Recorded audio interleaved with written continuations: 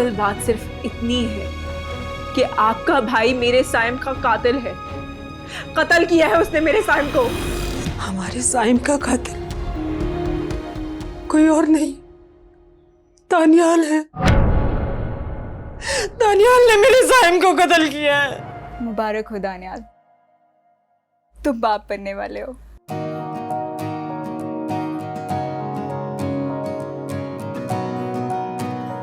क्या वाकई?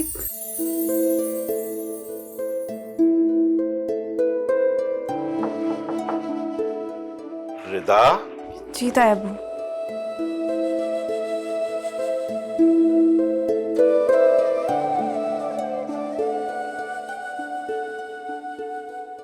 बेटा तुम थोड़ा सा सब्र करो, मुझे असल मामलात का पता लगा लेने दो। देखो मैं नहीं चाहता कि किसी के साथ भी कोई ज्यादती हो।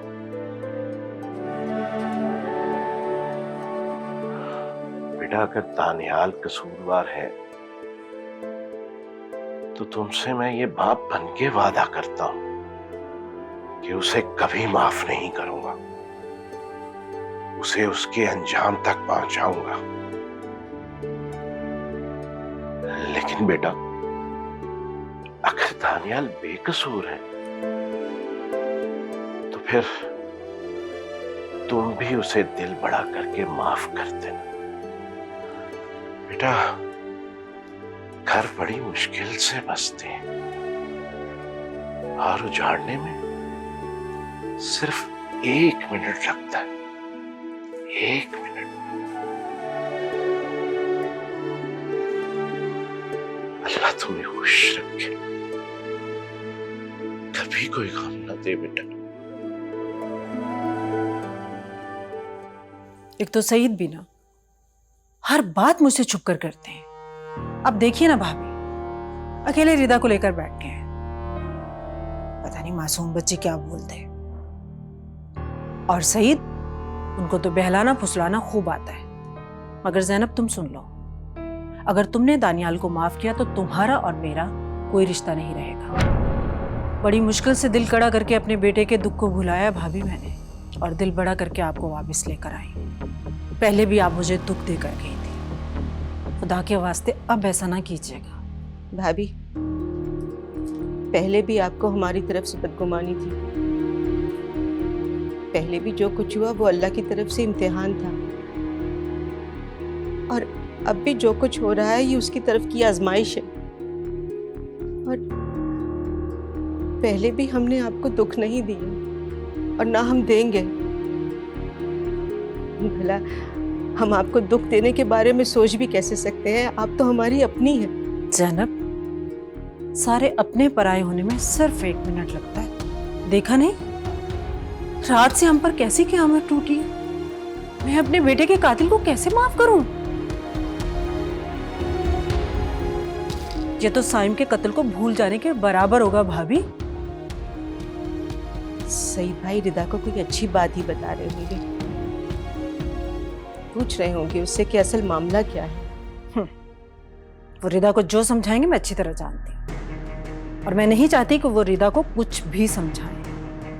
और रिदा समझे भी क्यों? रिदा के साथ इतना बड़ा जुल्म हुआ है भाभी। उसके शौहर का कातिल उसका शौहर बन गया।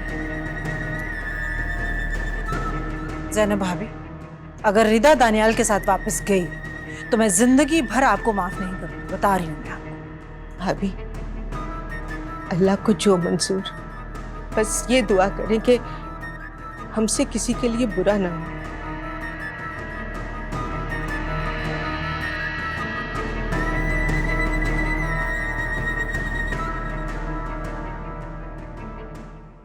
बेटा मैं बात करता हूं उन लोगों से, बल्कि ऐसा करता हूं अयाज साहब से मिलता हूं और दानियाल को भी वहीं बुलवा लूंगा। मैं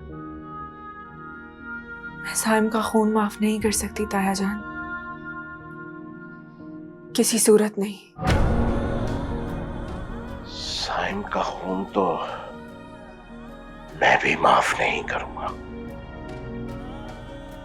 कभी नहीं, कभी नहीं।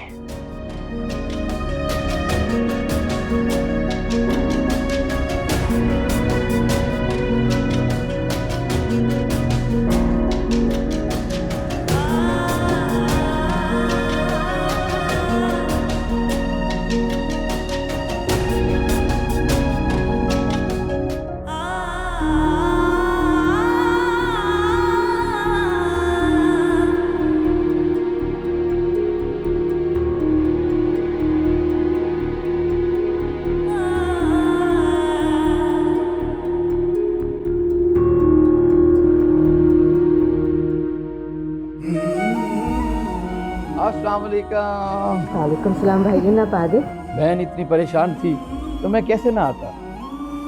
ज़ैनब परेशान हुआ करो, अल्लाह सब ठीक कर देगा।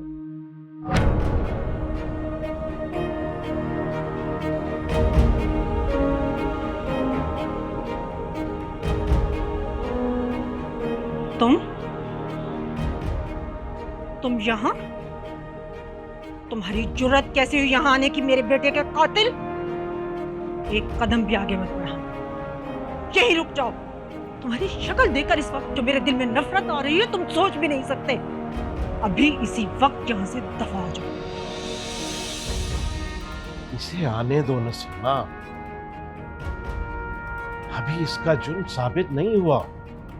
आप मेरे दुश्मनों से मेरे बेटे के कातिल से बात करेंगे?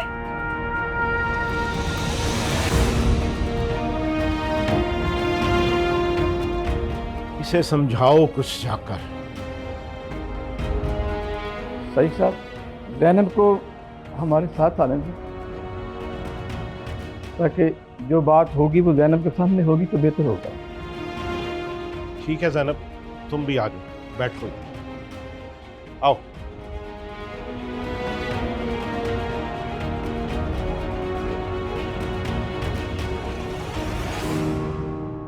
पहले हम आपस में बात करेंगे, फिर मिलते हैं रिदा से, फिर उससे बात करेंगे।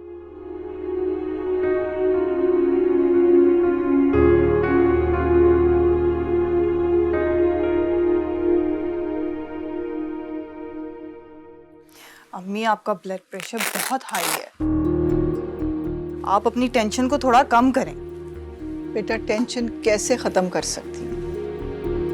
मेरा तो दिल यूं लगता है जैसे हल्क से बाहर आ जाएगा। बहुत परेशान हूं मैं, इतनी देर हो गई है उनको गए हुए, पता नहीं क्या हो रहा होगा वहां। अम्मी भाई अकेले तो नहीं गए ना, उनके साथ अयाज अंकल और नफीसा आंटी भी तो गई हैं। ये लें, आप दवाई खाएं सबसे पहले।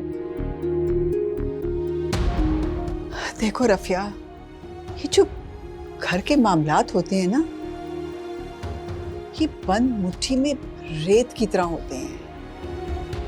दाना खास्ता दानियाल का मामला हमारे हाथ से निकल ना जाए। मुझे ये फिक्र है कि अगर सईद भाई ने भी नफीसा की तरह का गुस्सा दिखाया और तहम्मुल से दानियाल और अयाज भाई की बात ना सुनी तो क्या होगा? अम्मी आप बिला वजह परेशान हो रही हैं, भाई सब संभाल लेंगे।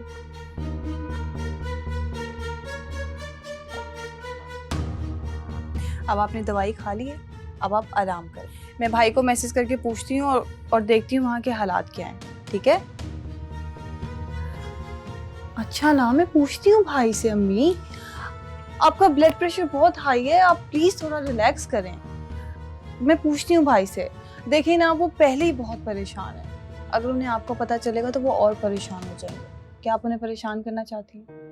नहीं नहीं, मैं हरगिज़ उसकी परेशानी में इजाफा नहीं करना चाहती बेटा, बल्कि मैं तो चाहती हूँ कि उसके सारे दुख सुख में बदल दूं। या अल्लाह, या अल्लाह मेरी तमाम खुशियां मेरे बेटे के नाम लिख दे। या अल्लाह करम कर दे उसमें। या अल्लाह मेरे बेटे की खुशी। चलिए मैं देखती हूँ, मेरा फोन किचन में पड़ा हुआ, तो अब आप आराम करें, ठीक है?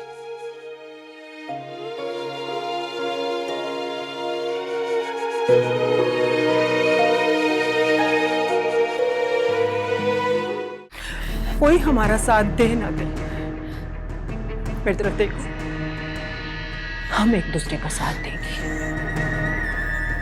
हम दोनों मिलकर अपने हाथों से दानियाल के लिए फांसी का फंदा तैयार करेंगे।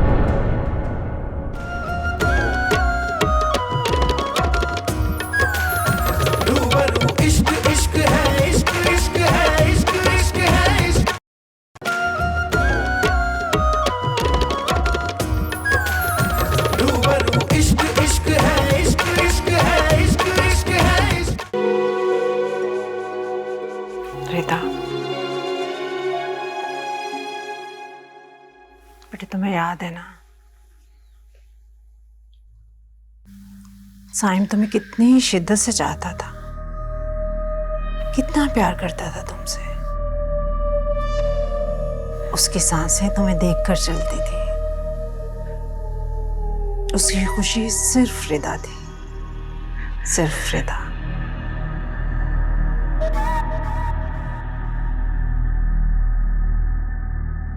उसके प्यार की सिर्फ इतनी वक़्त थी कि हम उसके कातिल को माफ कर दें।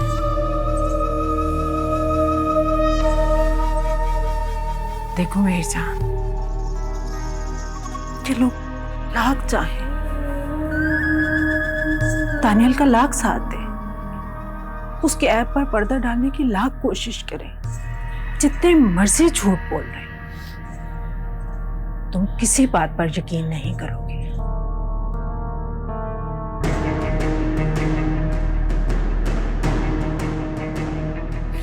कोई हमारा साथ दे ना दे, मेरी तरफ देखो, हम एक दूसरे का साथ देंगे। हम दोनों मिलकर अपने हाथों से दानियाल के लिए फांसी का फंदा तैयार करेंगे। करेंगे ना? जी ताईजान, इस साइम के कातिल को कभी माफ नहीं करूंगी, कभी नहीं। और साइम के कातिल को मैं कभी तुम्हें माफ करने भी नहीं दूंगी, कभी माफ नहीं करने दूंगी। मेरी जान, क्या तुम नहीं चाहती साइम की तड़पती रूह और मेरी ममता को सुकून मिले? क्या साइम की मोहब्बत को तुम दानियाल की मोहब्बत के बदले कुर्बान कर दोगी?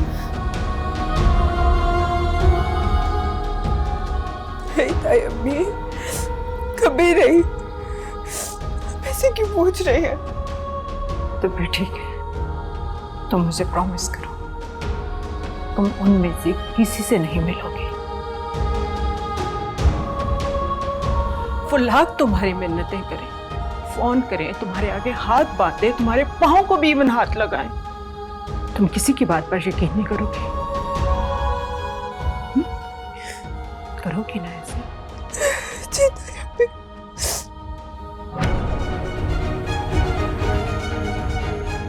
मुझे प्रॉमिस करो, आज जो भी फैसला होगा तुम मेरा साथ दोगे। जी ताई अम्मी।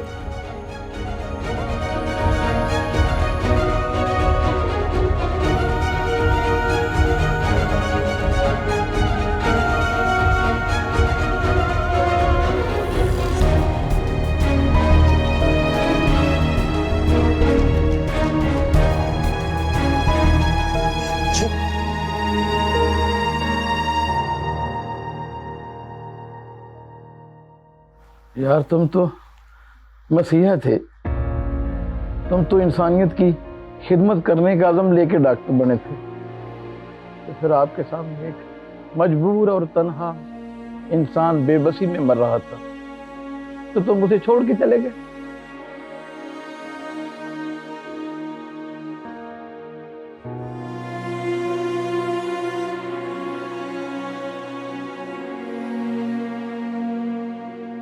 अंकल,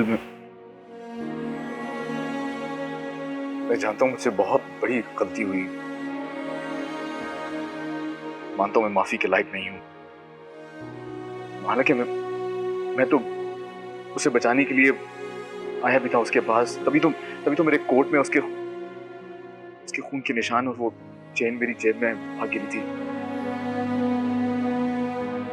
उसी वक्त मुझे मेरी बहन का फोन आया और मम्मी का हार्ट अटैक का सुन के और पुलिस के सायरन को सुन के मुझे लगा कि अगर मैं यहाँ पे और रुका तो पुलिस केस में मैं अंदर हो जाऊंगा और मैं अपनी बीमार माँ के पास पहुंच नहीं पाऊंगा।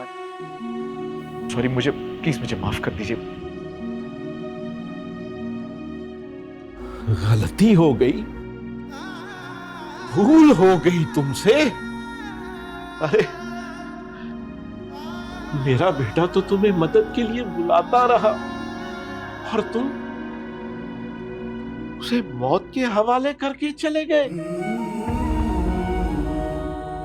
शायद अल्लाह के नजदीक साइम के लिए दानियाल की मदद मंजूर न थी। उसका वक्त आ गया था, इसलिए दानियाल के दिल पे पर्दा पड़ गया। दानियाल बेहिस नहीं है। हम लोग अपनी दानिस्ता खताएं भी अल्लाह की रजा के खाते में डाल देते हैं अयाज साहब।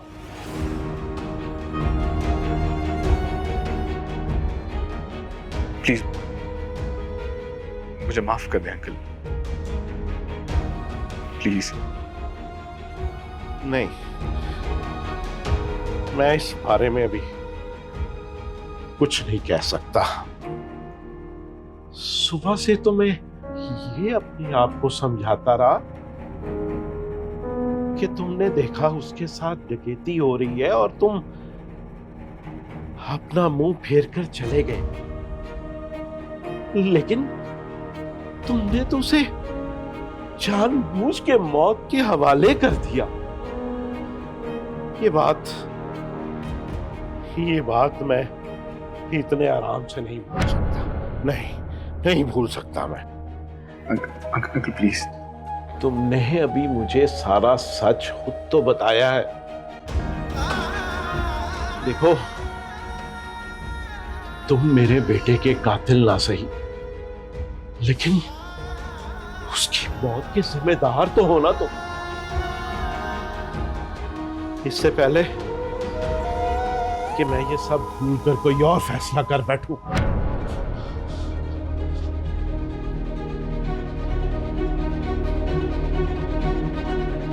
आंटी आप तो जानती हैं ना। तुम अभी तक गए नहीं? जब पुलिस को बुलाऊं फिर जाओगे? दानियाल, अब हमें वापस जाना चाहिए। मैं जरा रिदा से मिला। रिदा से किसी का कोई ताल्लुक नहीं। आंटी मुझे एक बार रिदा से बात तो करने दें प्लीज। तुम रिदा के लिए मर चुके हो, यही कहा है रिदा ने।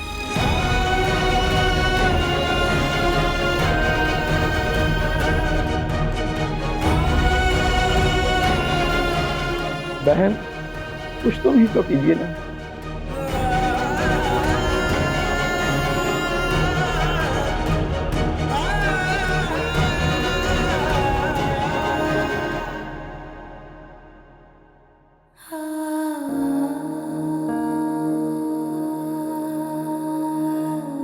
मेरी बहू अगर यहाँ होती, कितनी बलाएं लेती उसकी, पढ़ पढ़ के उस पे भूखती मैं।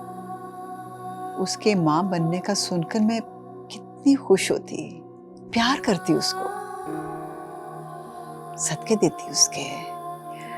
अम्मी आपकी पड़ी हुई आयतों का असर उसे वहां भी अपने हसार में रखेगा और आपके दिए हुए सदके उसके सर पर से बलाओं को उतारता रहेगा।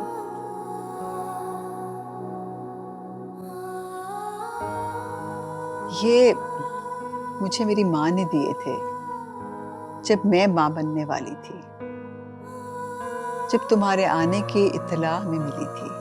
तो अब आप ये कंगन रिदा को पहनाना चाहती हैं? तो इसमें परेशानी क्या है अम्मी? जल्दी रिदा भाभी घर आ जाएंगी तो आप अपने हाथों से उन्हें पहनाइएगा।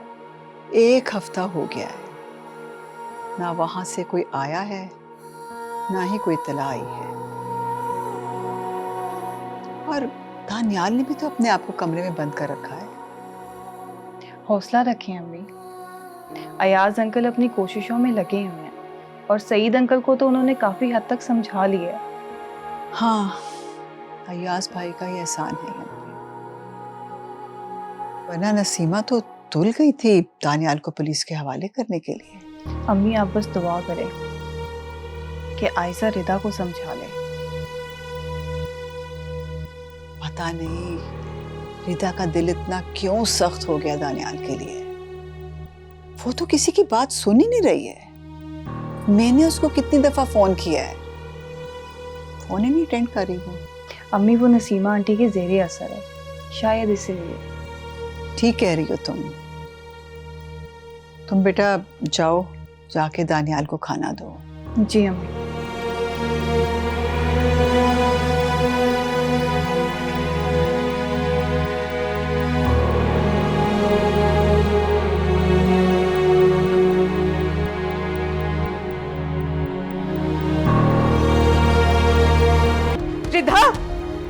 ये क्या कह रही हो तुम? माँ मैं ठीक कह रही हूँ। मुझे इस शख्स से अपना हर रिश्ता खत्म करना है। मुझे तलाक चाहिए।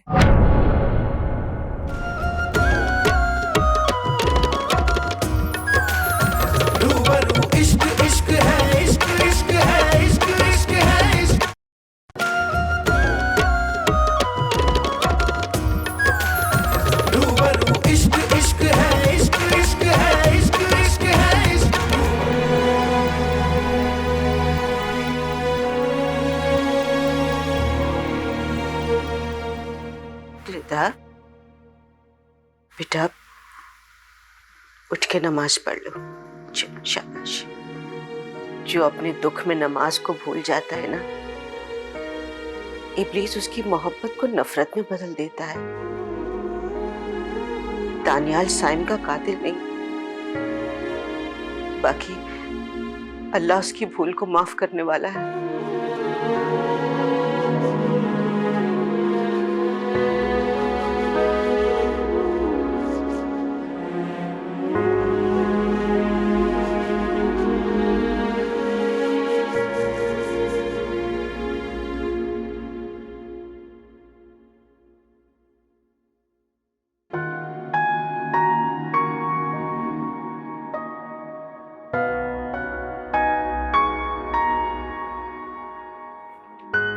मेरी भूल कभी माफ नहीं करेगी और मैं उसकी दी हुई सजा सह रहा हूं, और सजा मिलनी भी चाहिए मुझे। मैं कोई बेकसूर तो नहीं। भाई अब आप इतने बड़े भी मुजरिम नहीं हैं। अच्छा ठीक है, हम लोग कल भाभी से मिलने चलते हैं। वो बात ही नहीं करेगी मुझसे। मैंने काफी मैसेजेस किए उसको, लेकिन उसने मुझे कोई जवाब नहीं दिया। सिकंदर और आयजा से तो रोज मिलती है वो भी यही कह रहे थे कि वो माफ नहीं करेगी मुझे। भाई सब ठीक हो जाएगा। अब हम लोग कल उनसे मिलने जाएंगे और उनसे कहेंगे कि जो भी सजा देनी है दे दें, हमें बीच में मत लटकाएं। भाई मैं आपको इस हाल में नहीं देख सकती। मैं आपकी खातिर भाभी की मिन्नतें भी कर लूंगी। छोड़ो, सुनो मैं हॉस्पिटल जा रहा हूँ अभी। सुबह कुछ ऑपरेशन किए थे, उन मरीजों को देखना है मुझे। भाई इस वक्त अभी तो बहुत देर हो गई है। मुझे अपने फर्ज से गफलत नहीं करनी रफिया।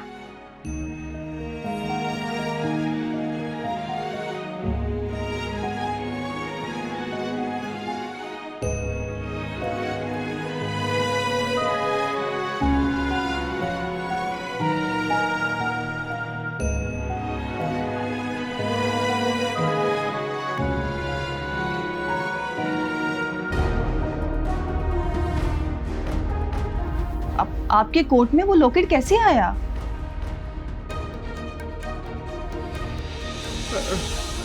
सॉरी मेरे दोस्त, पुलिस आ रही है। वो तुम्हें ले जाएगी अस्पताल। तुम बस उठे रहो, उठे रहो, बस आंखें खोले रखो अपनी। वो आ रही है, तुम्हें ले जाएगी। मैं बल्कि एम्बुलेंस को कॉल करता हूँ। आई एम सॉरी, मेरी माँ को मेरी जरूरत है। आई एम रियली सॉरी मेरे दोस्त। I am so sorry. Ambulance आ जाएगी, फिक्र मत करो। जागे रहो। समझ आ गई मुझे, ये वो लॉकेट मेरे कोट की जेब में गिरा कैसे था। जाके बात करूंगा मेरे रिदा से। हाँ फरीहा बोलो। मम्मी मैं यहाँ दिन रात अंगारों पे लौट रही। गलती हो गई मुझसे। मैं कुछ दिन और पाकिस्तान रुक जाती। मम्मा ये शख्स एक कदम भी हमारे घर में न रख पाए, और रिदा से कहे तलाक ले इस शख्स से, वरना धक्के देकर निकालें इसे भी हमारे घर से। तुम फिक्र मत करो फरीहा, मैंने रिदा से यही बात की है। तुम देखती जाओ, दानियाल को मैं जेल की सुलाखों के पीछे पहुंचा कर रहूंगी। और रिदा को तो दानियाल से तलाक लेनी ही होगी। तलाक? फरीहा मैं तुमसे बाद में बात करती हूँ, बंद करो फोन।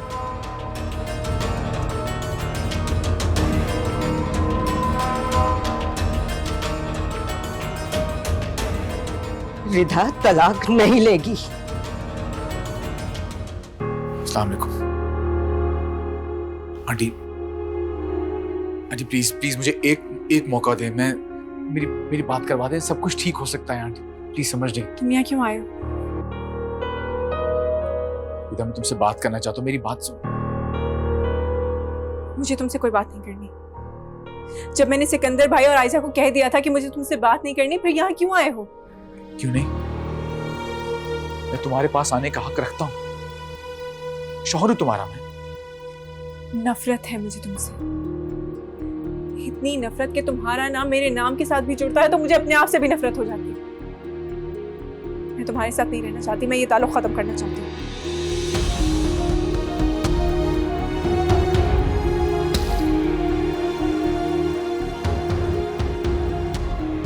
रिधा, ये क्या कह रही हो तुम? माँ मैं ठीक कह रही हूँ, मुझे इस शख्स से अपना हर रिश्ता खत्म करना है। मुझे तलाक चाहिए। तलाक?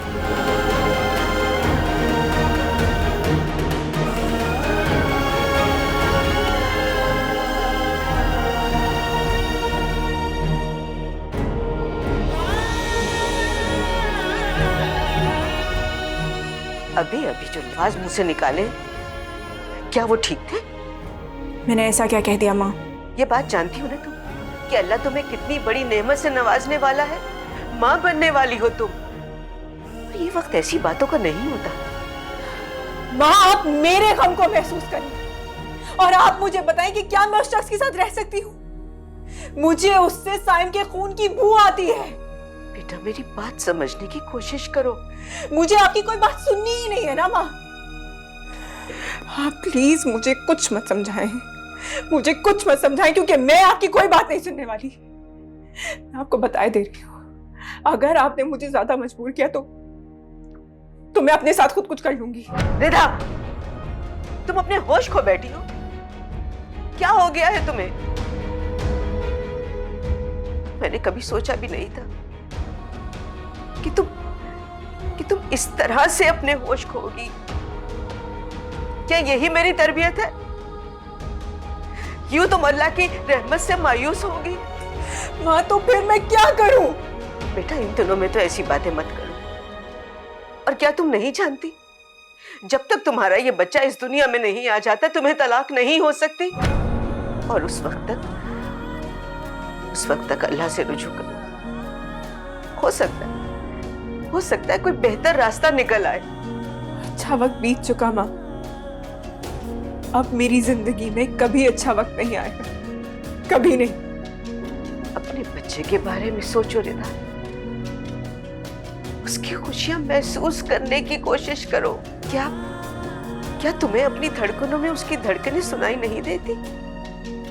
उसकी धड़कनें महसूस करो, फिर देखो तुम्हारी ममता कैसे जागती है। बस अल्लाह पे भरोसा करो बेटा, सब ठीक हो जाएगा। प्लीज मैंने कहा ना, अब बस करो, वरना रिधा मैं तुम्हें कभी माफ नहीं करूंगी, कभी माफ नहीं करूंगी। अच्छा मैं नमाज पढ़ने जा रही हूँ और मैं देख रही हूँ रिधा के तुम्हारी नमाजें भी छूटती जा रही हैं। बेटा नमाज को अपनाओ, इससे सुकून मिलता है। अल्लाह का जिक्र ही तुम्हें सीधी राह दिखाएगा।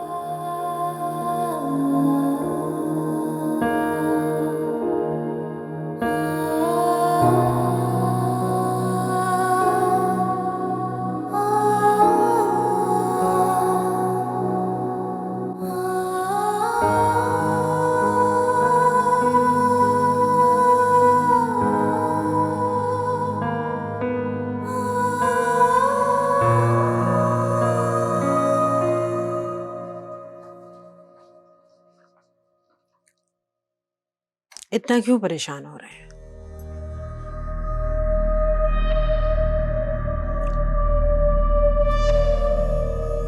आपने जो भी किया बिल्कुल ठीक किया, बल्कि आपको तो उससे इतनी नरमी से बात करनी ही नहीं चाहिए थी। जब हमें पता चल चुका है कि वो हमारे बेटे का कातिल है तो उससे बात करने की जरूरत क्या थी? तुम नहीं जानती नसीमा, कुछ काम हिकमत से करने पड़ते हैं। जिनसे नफरत हो उनसे हिकमत या मोहब्बत कैसी? वो अब हमारी रिदा का शौहर भी है। वो हमारे साइम का कातिल भी है। मुझे लगता है कि वो सच कह रहा है। मैंने उसकी आंखों में देखा है नसीमा, वो ऐसा लड़का नहीं है। साइम की मौत में उसका कोई हाथ नहीं, सिवाय इसके कि वो मेरे बेटे को मरता हुआ वहां छोड़कर खुदगर्जी से चला गया। क्या उसका फर्ज नहीं था कि वो मेरे बेटे को बचाता, हॉस्पिटल लेकर जाता? दानियाल की जगह कोई और होता तो कभी हमारे बेटे की रुककर बात भी ना सुनता। क्या तुम जमाने को नहीं जानती? मेरा दिल नहीं मानता सईद साहब, वो कहानी सुना रहा है बस। मेरे बेटे का मुजरिम वही है। अभी वो मुजरिम नहीं है नसीमा, अभी उस पे सिर्फ इल्जाम है।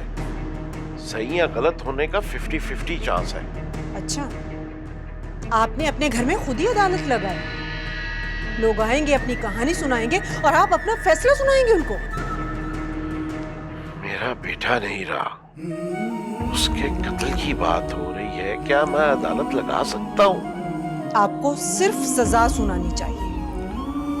मुझे सोचने दो नसीमा, अभी तो मैं खुद परेशान हूँ। जब मेरा दिल किसी बात पे मुतमिन होगा तब मैं कोई फैसला करूंगा। सोचते रहिए। आपसे तो समझदार रिदा है जो अपना फैसला कर चुकी है। रिदा क्या फैसला कर चुकी? वही जो उसे करना चाहिए। मैं पूछ रहा हूँ, क्या फैसला किया है रिदा ने? उससे पूछे बगैर, उससे कोई मशवरा भी नहीं किया और उसने कोई फैसला भी कर लिया? मुझसे मशवरा किया था उसने। यकीनन तुमने कोई अच्छा मशवरा नहीं दिया होगा उसे। वो दानियाल से तलाक लेना चाहती है। क्या? तलाक? हाँ, तलाक।